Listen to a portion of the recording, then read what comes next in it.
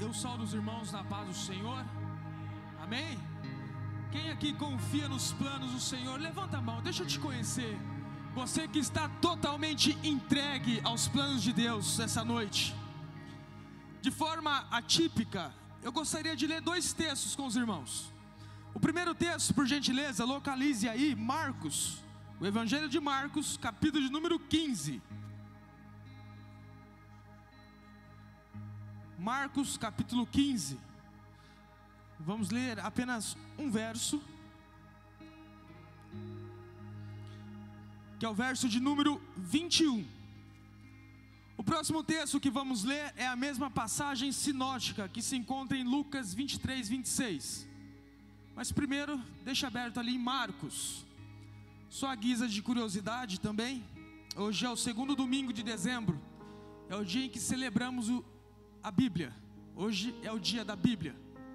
E quando eu olho para a palavra de Deus, além de ver verdades eternas, eu vejo também que sangue de irmãos foram ali derramados para que nós pudéssemos ter a palavra de Deus intacta. Portanto, nós devemos valorizar, não o dia, mas a palavra do Senhor. Quem localizou Marcos capítulo 15, 21, diga amém.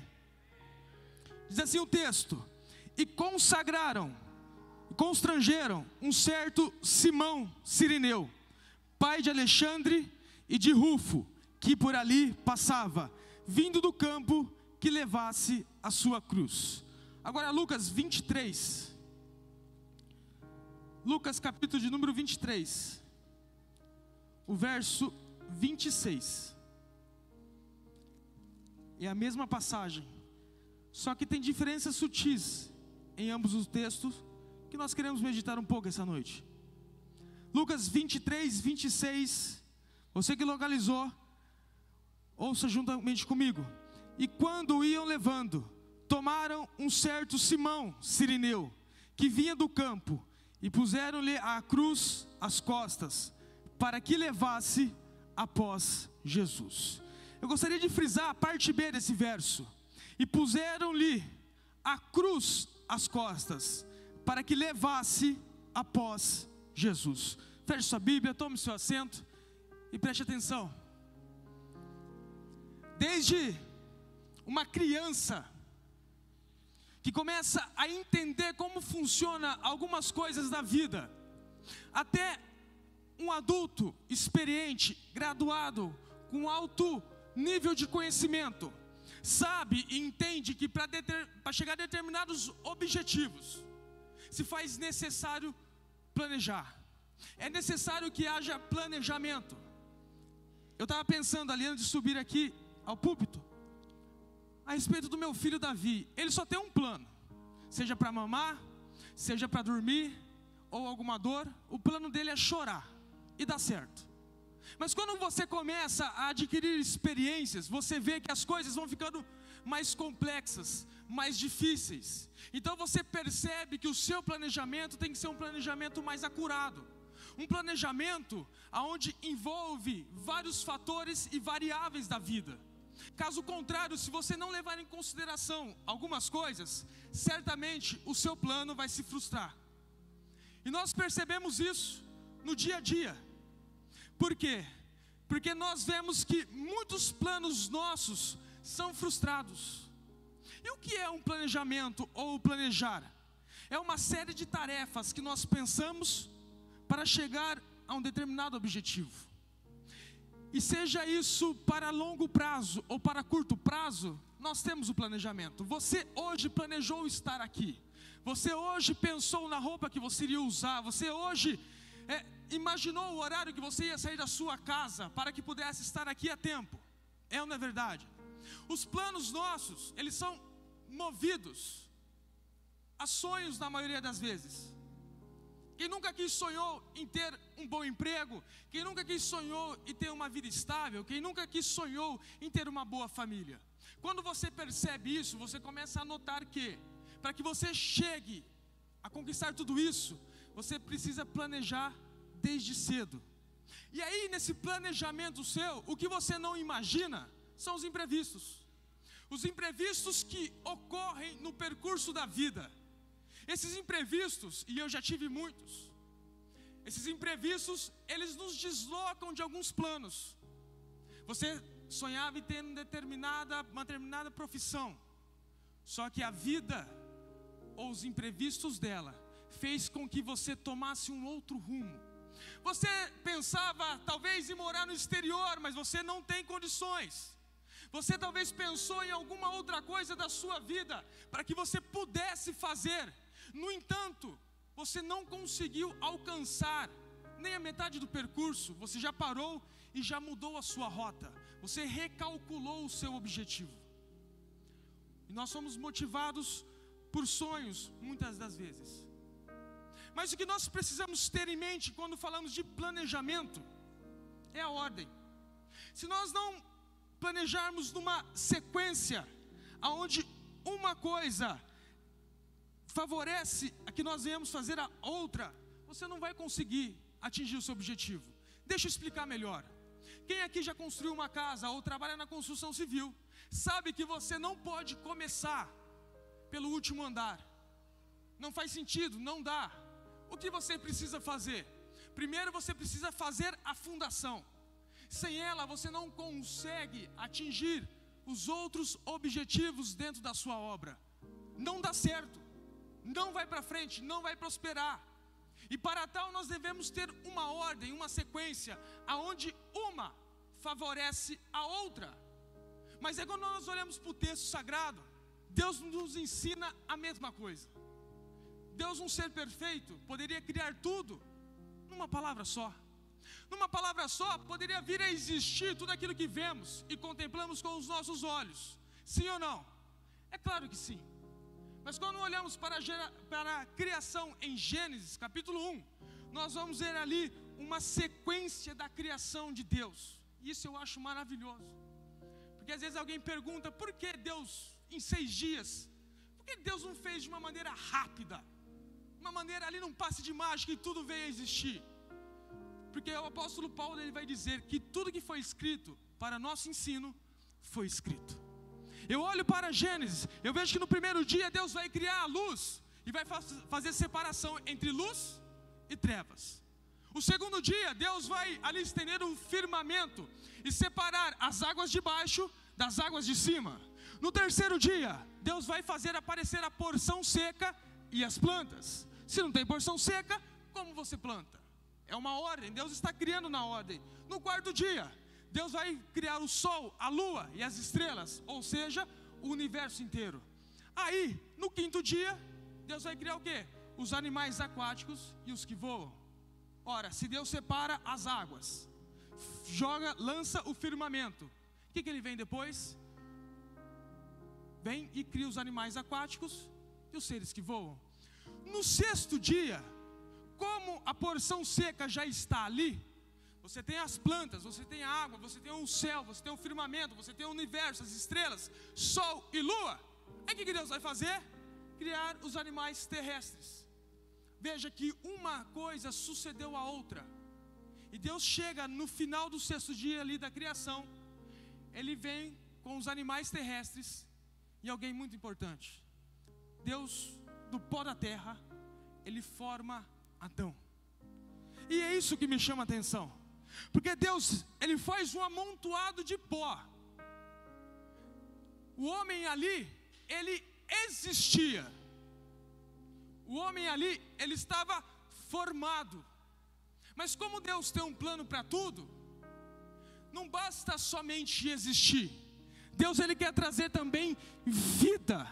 Aí o que o Senhor faz? Para que o homem agora deixe de existir, para ter vida, vem o Senhor com o seu plano maravilhoso e assopra nas narinas de Adão. E Adão começa a se tornar um ser vivente. Adão se torna um ser vivente. Olha que interessante. Nós somos um amontoado de pó quando não temos o Espírito Santo de Deus em nossas vidas. Já viu aquela expressão da Bíblia? Do pó vieste, ao pó voltarás? Se você não tem um sopro de Deus dentro do seu coração, não adianta nada. Você é só um amontoado de pó, perambulando para cá e para lá. Mas quando o Senhor vem com o teu Espírito Santo e sopra sobre a minha, sobre a sua vida, nós deixamos de existir para agora realmente vivermos os planos do Senhor para nós. Aleluia! Glória a Deus! Deus, Ele não quer que você exista, Deus quer que você viva. É simples assim. E é maravilhoso isso. Mas discorrendo um pouco mais da introdução, há um presidente, um ex-presidente norte-americano, o Dixon. Ele renunciou, mas ele trouxe uma frase que eu achei muito interessante. Ele diz o seguinte: você não é vencido quando fracassa, você é vencido quando desiste. Vou repetir: você não é vencido quando fracassa. Porque se eu olhar para você e você olhar para mim, nós começarmos a dialogar, no final das contas nós somos fracassados. Não é porque você tem um dinheirinho a mais ou um pouco a menos que você é alguém, não. Então se você desiste, você se tornou alguém vencido na vida, não um vencedor. Quando eu olho para o cristão, eu posso contemplar, ou melhor, eu posso trazer dois tipos de fracasso para o cristão. O primeiro tipo de fracasso para um cristão é quando o cristão fracassa na vida. Sabe aquele empreendimento seu que não deu certo? Sabe aquela faculdade que você não conseguiu? Sabe aquele serviço que você não adquiriu? Sabe aquele sonho que você não realizou? Sabe aquele namoro que não prosperou, não foi para frente? Sabe aquela amizade que se findou? Essas coisas que nós estamos acostumados no dia a dia, isso não afeta somente a nós, mas a sociedade como um todo. Todos estamos à sujeição do fracasso, olhando na perspectiva da vida. Mas tem um outro tipo de fracasso, que é somente o cristão que pode passar, quando ele fracassa na vida cristã. E essa é mais séria. As suas consequências são eternas. As suas consequências podem levar você a se ausentar da presença de Deus. Quando você fracassa na vida cristã, você está pecando contra Deus.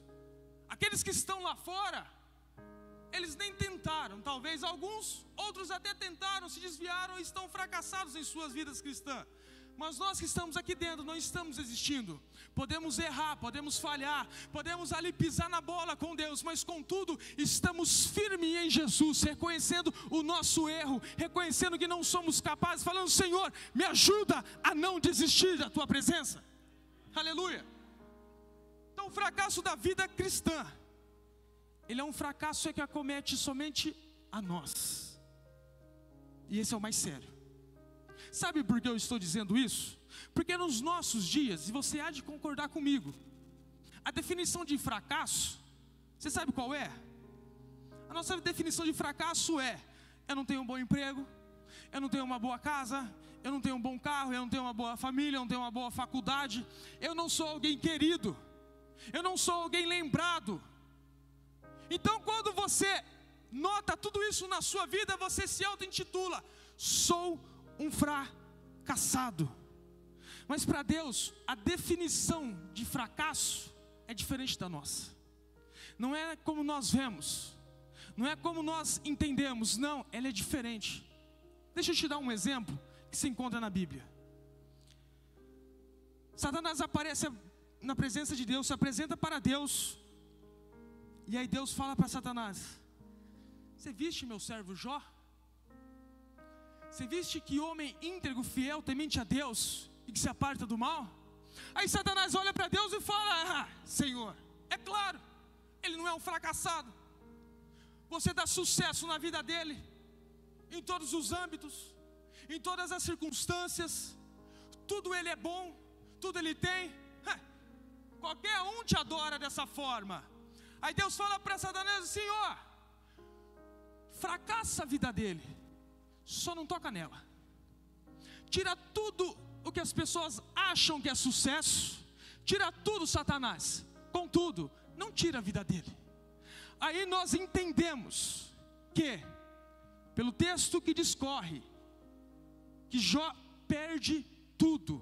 Aí chegam os amigos de Jó e falam o seguinte: ei Jó, você é um fracassado, você não tem mais nada. O que você tinha, você perdeu.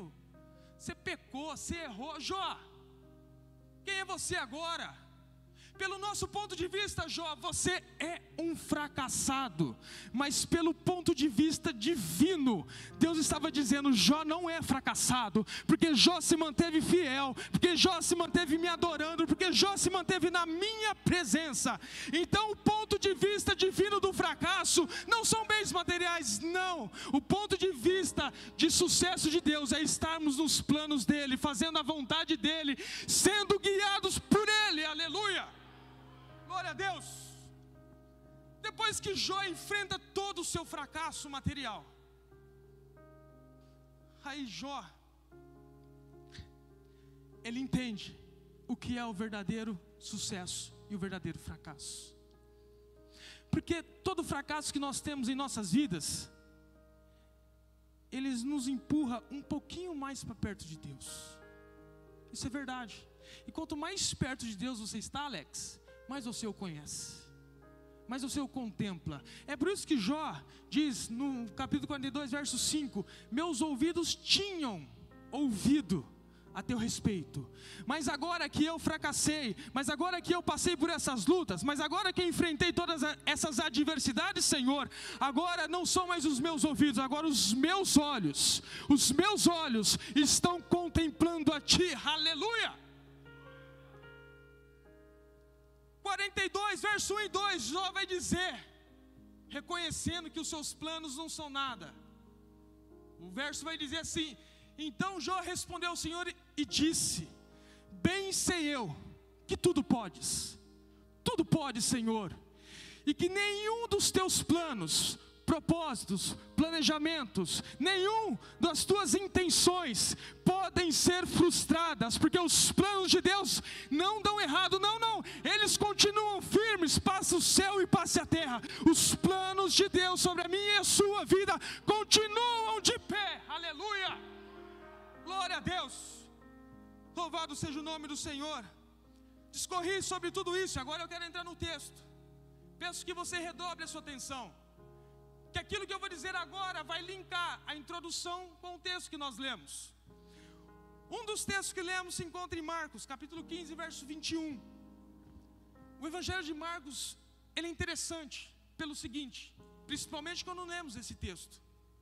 Marcos, ele foi escrito no ano 64 ou 65 depois de Cristo. Foi o primeiro evangelho a ser escrito.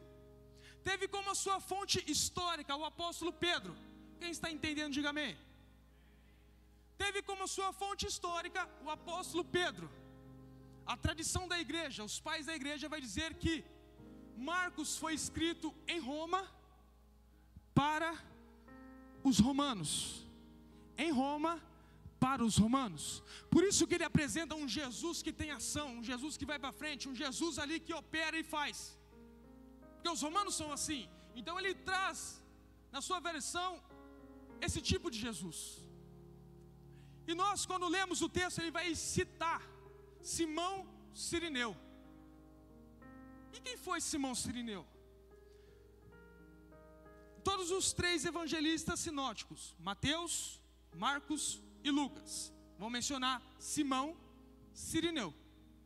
Simão é um nome judaico, é o nome que vem da palavra Simeão. Portanto, ele não é um pagão. Portanto, ele tem a sua descendência judaica. Mas vamos trazer um outro dado importante: a sua localidade, de onde ele veio. Cirineu não é sobrenome. Cirineu é de uma cidade de onde ele veio, ao norte da África, atual Líbia. Fica a 1.600 quilômetros de Jerusalém. 1.600 quilômetros de Jerusalém. Mas Marcos, ele vai mencionar algo interessante. Sabe o que ele vai mencionar? O nome dos seus dois filhos. Ninguém apresenta o pai citando o nome dos filhos. Isso não era normal da época.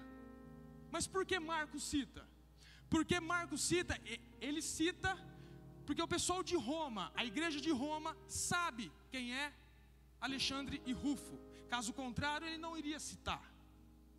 Lembra, ele está dirigindo o evangelho para os romanos. Guarda essa informação.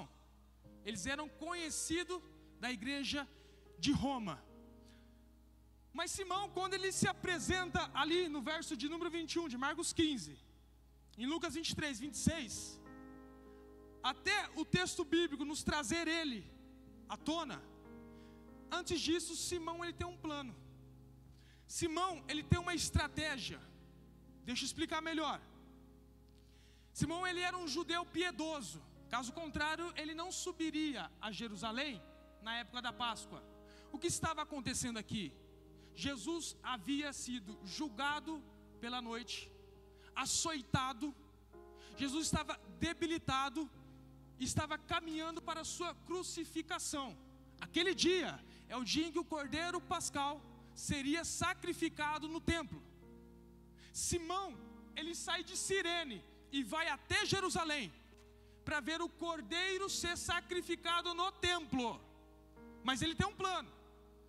Você não viaja 1.600 quilômetros a pé, sai num dia e vai chegar no outro. Não dá. Muitos que ali viviam, subiam talvez uma vez na sua vida a Jerusalém.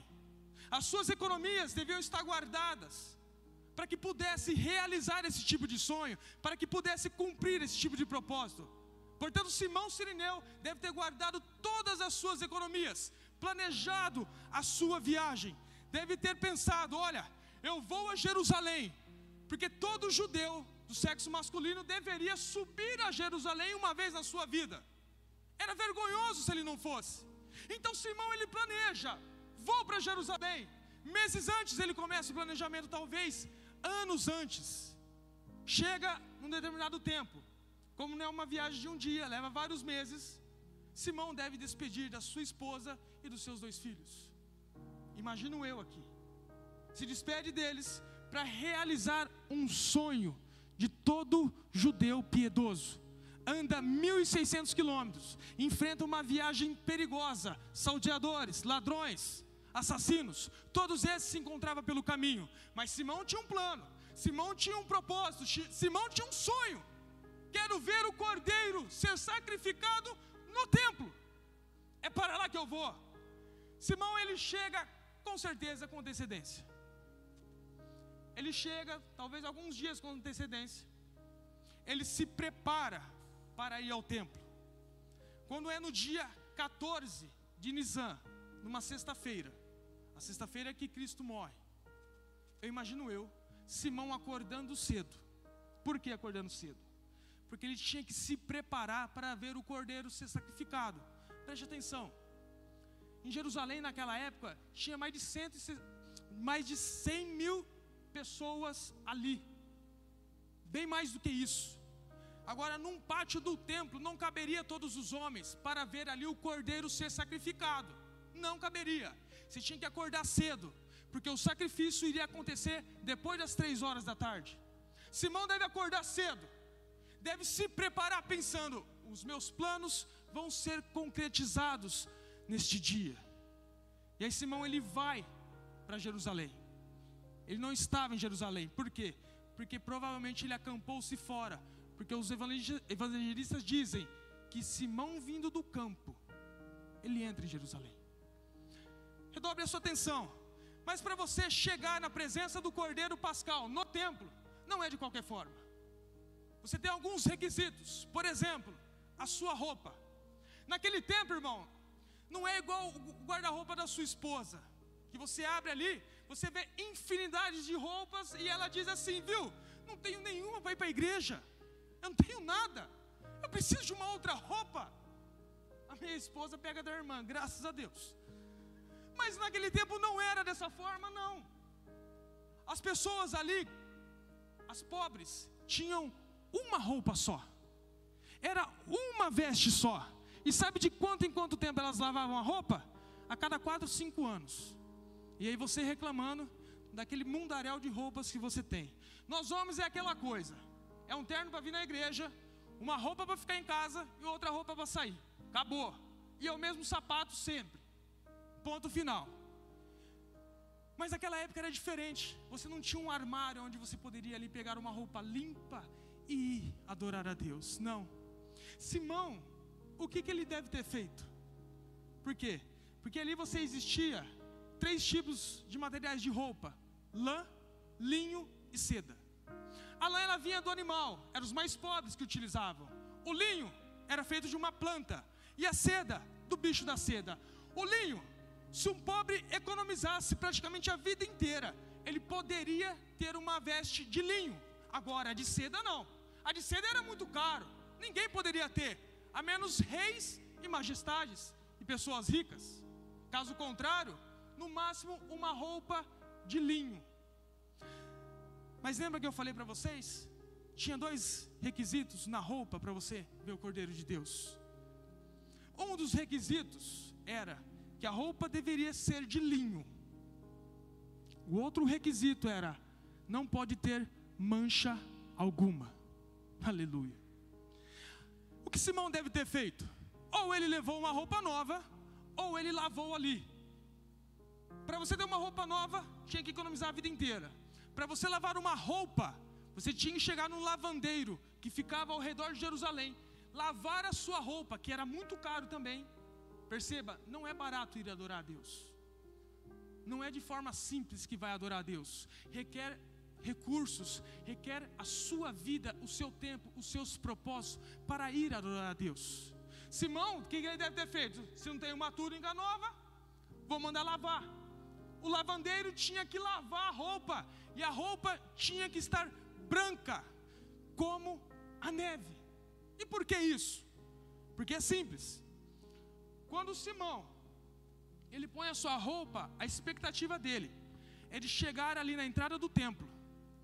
E ali tinha um assistente dos sacerdotes, onde eles ficavam ali e olhavam a roupa, se era de linho, e se tinha alguma mancha que deixava ele incapacitado de adentrar a presença de Deus.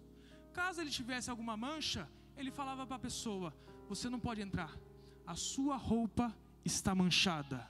Você não pode ir adorar ao Cordeiro que vai ser imolado. Não, você tem que estar com as vestes limpas, brancas, porque só adentra na presença de Deus quem lavou as suas vestes. Só vai ver o sacrifício do Cordeiro quem lavou as suas vestes. Só vai ver a presença de Deus e senti-la ali só quem tem as vestes brancas. Aleluia! Era dessa forma que acontecia, e é dessa forma que acontece até os dias de hoje. Você não vai ver o Cordeiro de Deus com as suas vestes sujas, não. Você tem que lavar elas. Para você, como uma noiva ataviada, quer subir ao santuário celestial, ali você tem que estar com as suas roupas brilhando, as suas roupas brancas, as suas roupas alvas como a neve. Porque é o que João diz em Apocalipse 19, do 7 ao 9. João, ele ouve, presta atenção, ele ouve uma voz semelhante a uma voz de multidão, que diz o seguinte: regozijemo-nos e alegremo-nos, e demos-lhe glória, porque vindas já são as bodas do Cordeiro, e sua esposa se aprontou, e foi-lhe dado que se vestisse de linho fino, puro, resplandecente, porque o linho fino são as justiças dos santos. E disse-me: escreve: bem-aventurado aqueles que são chamados à ceia das bodas do Cordeiro. E disse-me: estas são as verdadeiras palavras de Deus. Aleluia! Aí, você talvez esteja se perguntando: como eu faço para me lavar as minhas vestes? O próprio João em Apocalipse explica: felizes os que lavam as suas vestes no sangue do Cordeiro. Felizes os que lavam as suas vestes no sangue do Cordeiro. Mas por que lavar? Porque você vai ter o direito da árvore da vida e vai poder adentrar ao santuário celestial e contemplar a presença de Deus. Aleluia! Glória a Deus! Deus não quer saber se a sua roupa é Dolce & Gabbana, Louis Vuitton, não. Deus pouco se importa se o seu sapato é de marca ou se não é, se é da Gucci ou da Calvin Klein. Não, Deus não quer nem saber, porque para Deus o que importa nas roupas é a marca do sangue do Cordeiro. Você pode ter o que for, mas se não tiver o sangue do Cordeiro nas suas vestes, nem tenta, você não vai conseguir entrar, vai ser barrado. Mas aqueles que lavaram as suas vestiduras, naquele dia Jesus vai falar: entre benditos do meu Pai, entre benditos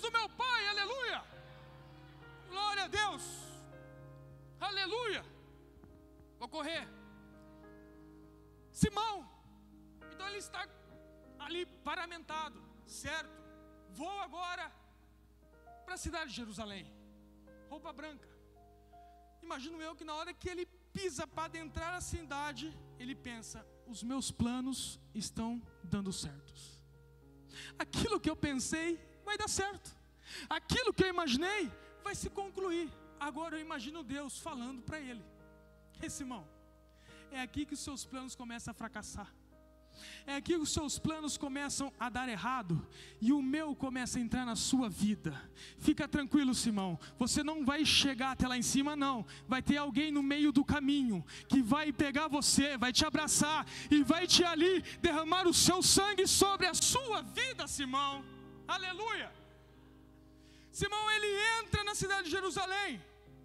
Imagino eu levantando a cabeça, olhando para uma turba, para um povo, uma multidão. Quem está entendendo, diga amém.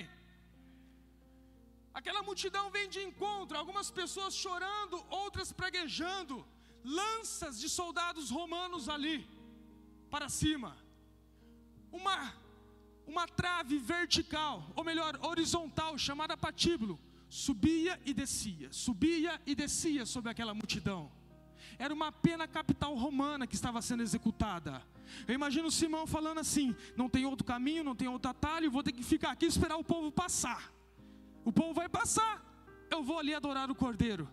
Mas quando aquela multidão vem chegando diante de Simão, o mestre, já debilitado por tudo que ele passou, ele começa ali talvez a atrasar os seus passos, porque Cristo deveria morrer antes do meio-dia. Era isso que os soldados romanos queriam. Era isso que os soldados romanos estavam fazendo. Então quando eles veem que Cristo já não está aguentando mais levar uma cruz, por conta do seu estado debilitado, dos seus ombros rasgados, daquela cruz que pesava cerca de 20 quilos sobre os seus ombros. Aí o que o soldado romano faz? Olha para Simão. Qual que era ali o ato que eles deveriam fazer, os soldados romanos? Pegava uma lança e tocava no ombro da pessoa. Por quê? Porque era prerrogativa dos soldados romanos forçar alguém a um trabalho público. É por isso que os textos vão dizer que forçaram Simão, ou constrangeram Simão. O que significa isso? Forçar alguém a um trabalho público romano. Eu imagino o soldado tocando a lança no ombro de Simão e falando: ajuda o condenado agora, ajuda ele. Se sou eu ali, eu ia falar o seguinte: viu, não dá para mim ir. Por quê? Porque eu estou com as vestes limpas, eu não posso sujar. Eu planejei isso toda a minha vida, eu não posso, entenda a minha situação. Aí o soldado romano talvez retruca: o problema não é meu. Tome a cruz desse condenado e ajude a carregar, senão você não vai ficar nem vivo para contar a história. Pegue a cruz desse homem. E aí ele começa a colocar a cruz sobre as suas costas. E talvez ali decepcionado, começar a chorar e a pensar na sua família, de tudo aquilo que ele planejou na sua vida, estava indo por água abaixo naquele instante, na visão dele. É por isso que o apóstolo Paulo fala que todas as coisas cooperam para o bem daqueles que amam a Deus, aleluia. Pois até no nosso fracasso, Deus derrama da sua vontade. Não importa se você fracassou na sua vida, não. Põe a sua vida nas mãos de Deus. Põe a sua vida, porque aquilo que parece estar perdido, por água abaixo, Deus está dizendo: é minha vontade, fica tranquilo, fica na posição, aleluia. Oh, glória a Deus. Louvado Deus o Senhor. Se coloca de pé, já vou encerrar. Já é findado o horário. Aleluia. Simão, ele começa a carregar agora aquela cruz. Lembra o texto que nós lemos? Lucas 23, 26? O texto vai dizer o seguinte, em outras palavras: colocam a cruz sobre Simão. Ele agora não quer fazer isso, mas ele tem que renunciar os seus planos, ele tem que renunciar a sua vontade. Aí Lucas, ele vai dizer que Jesus, ele vai adiante de Simão. Perceba, ele coloca a cruz renunciando a si mesmo. Jesus vai na frente, Simão toma a cruz e começa a andar com aquela cruz, aleluia. Mas além dos seus planos estarem frustrados, tem uma outra coisa que chama atenção. Sabe o que é? A vergonha. Quem carregasse a cruz ali e alguém visse, era sinônimo de vergonha, de desprezo, de fracasso. Por quê? Porque a cruz é sinal de alguém que não tem mais planos. Se alguém está caminhando com a cruz, é porque aquela cruz vai matar ela, é porque aquela cruz vai findar com a vida dela, não precisa ter plano.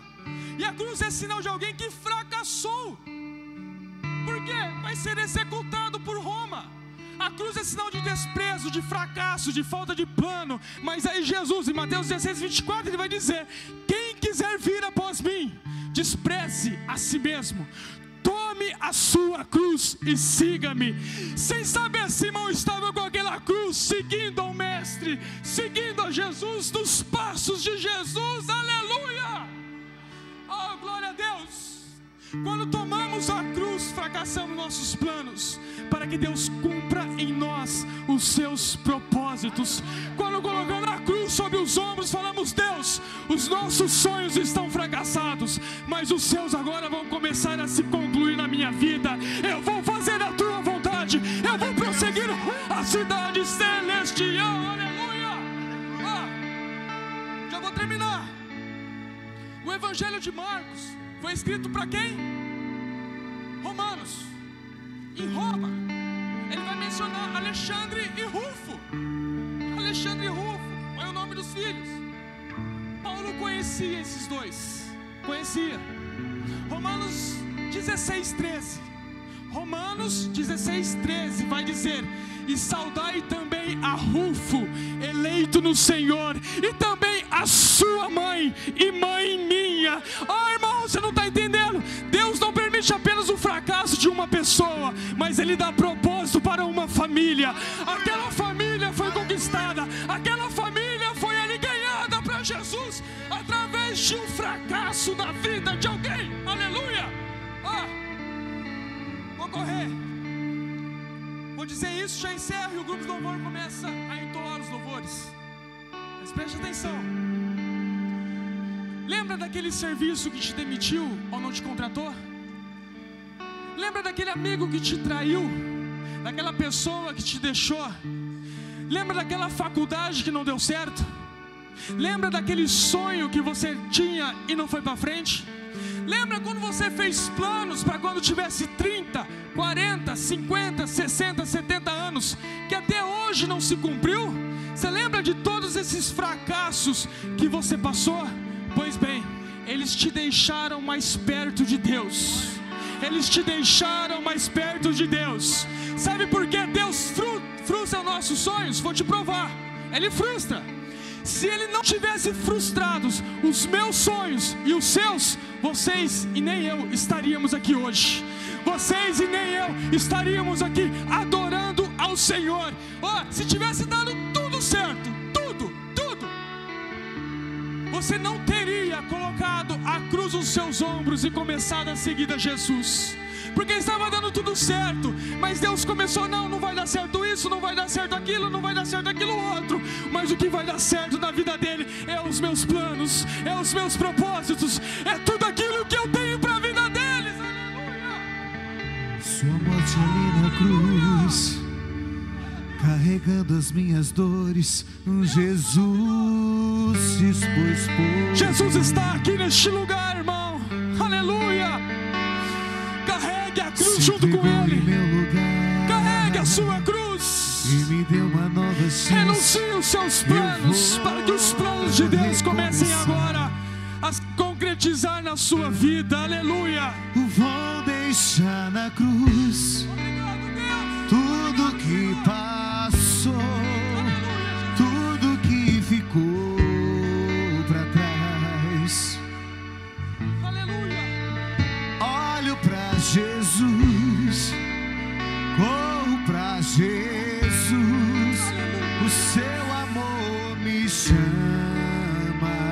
A cruz, ela é renúncia, a cruz, ela é um fracasso, a cruz é uma vergonha. Mas para nós, a mensagem da cruz nos libertou, a mensagem da cruz nos libertou.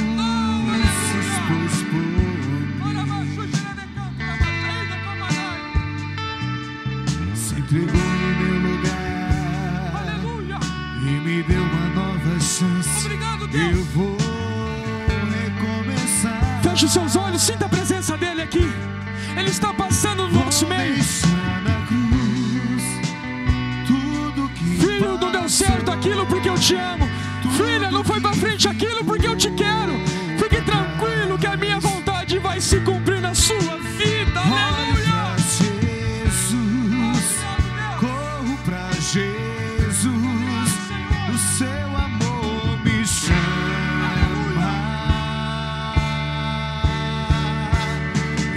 Eu dependo desse amor, do seu amor, mais que tudo.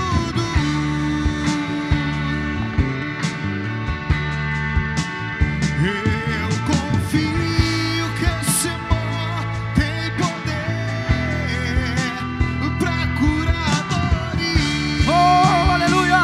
Se você crê nisso, abre a tua boca. Deixa os pés na cruz essa dor. Deixa os pés na cruz. Coloque os pés na cruz nesse momento. Coloque os pés na cruz. O Espírito Santo de Deus te convida. Ele está te chamando por amor. Entregue sua vida para Ele. Eu dependo desse amor, do seu amor, mais que tudo.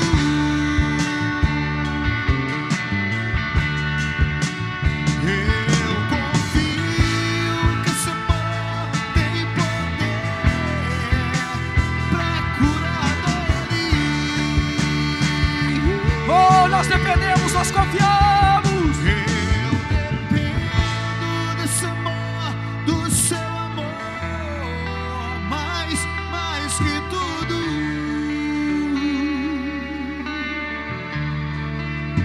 Eu confio que esse amor tem poder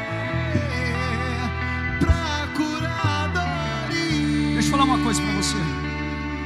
Feche seus olhos. Às vezes nós não entendemos porque os nossos planos são fracassados.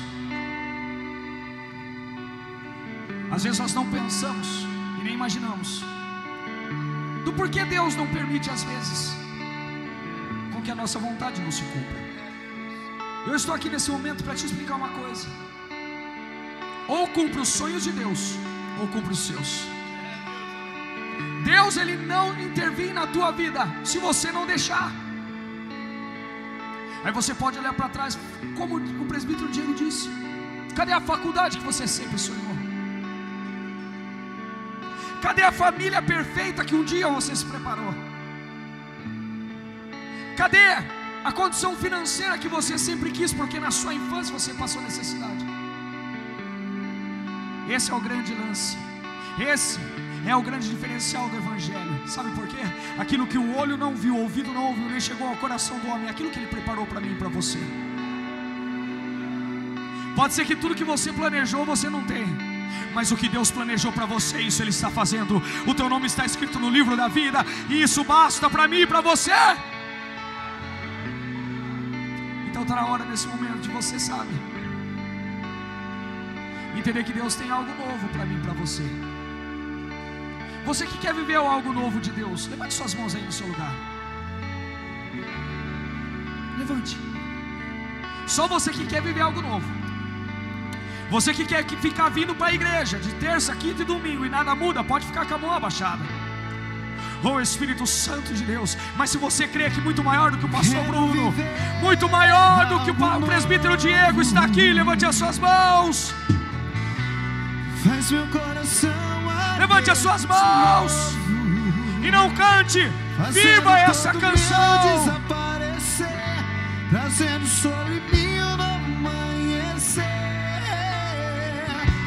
Eu quero viver algo. Espírito Santo de Deus, vamos cantar de novo. Que faz meu coração arder. Arder de novo o teu coração. Fazendo todo medo desaparecer, trazendo sobre mim um novo amanhecer.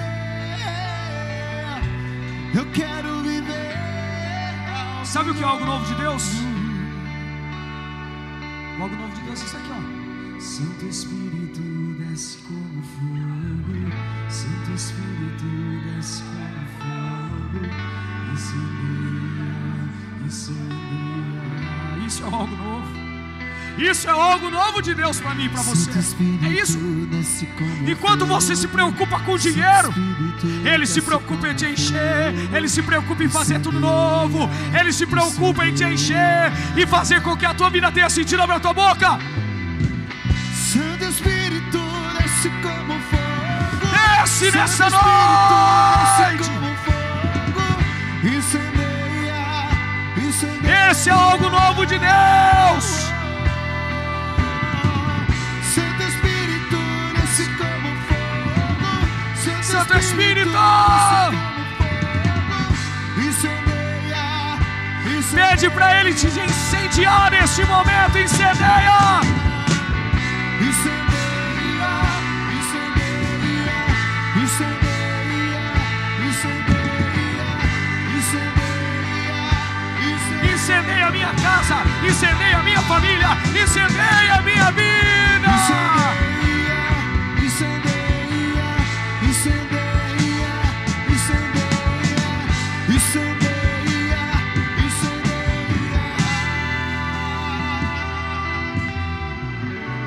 Eu quero viver algo novo